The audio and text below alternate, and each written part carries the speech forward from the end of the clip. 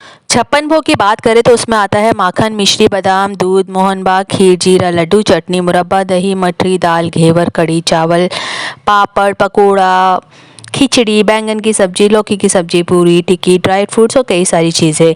लेकिन भगवान को ये चढ़ाने से पहले ध्यान रखें कि कोई भी नमकीन चीज़ चढ़ाने से पहले उनको मीठे का भोग लगाना जरूरी होता है। जो लगाया जाता है उसके पीछे की एक कहानी है, आइए जानते हैं इस वीडियो में।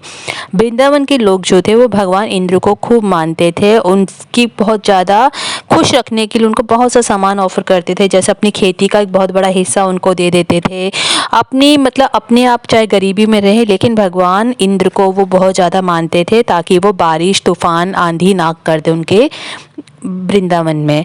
तो इसलिए वो उनकी बहुत पूजा पाठ करते थे, उनको बहुत सी चीज़ें ऑफ़र करते थे ताकि उनकी फसल अच्छी होती रहे।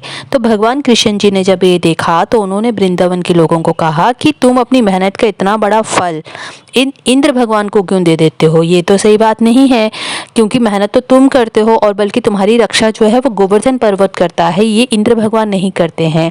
इसलिए उन्होंने सबको बोला कि इंद्र को आप कुछ नहीं दोगे।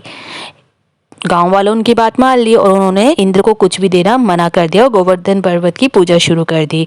इंद्र ने गुस्से में आकर बहुत दिनों तक बारिश कर दी, जिसके कारण क्या हुआ, वृंदावन में चारों तरफ पानी ही पानी हो गया। इंद्र को गुस्सा आ गया कि इतने सालों से, इतने समय से जो उनकी पूजा की जा रही थी, अब गाँव वालों ने कृष्ण के कहने पर उनकी पूजा रोक दी।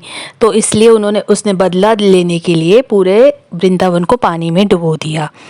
तो इससे बचाने के लिए श्री कृष्ण ने सबको गोवर्धन पर्वत के नीचे शरण लेने के लिए कहा और उन्होंने इस पर्वत को अपनी छोटी उंगली में उठा लिया और 7 दिनों तक इन्होंने ऐसे ही उसको उठाए रखा जब तक इंद्र को अपनी गलती का एहसास नहीं हो गया हो।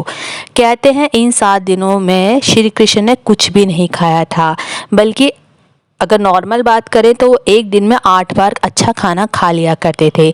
इसलिए 7वें दिन के ख़त्म होने पर जब इंद्र ने बारिश रोक दी तब वृंदावन के लोगों ने उनको 56 भोग लगाया। 56 क्यों? क्योंकि 7 दिन तक उन्होंने खाना नहीं खाया था और एक दिन में वो 8 बार खाना खाते थे।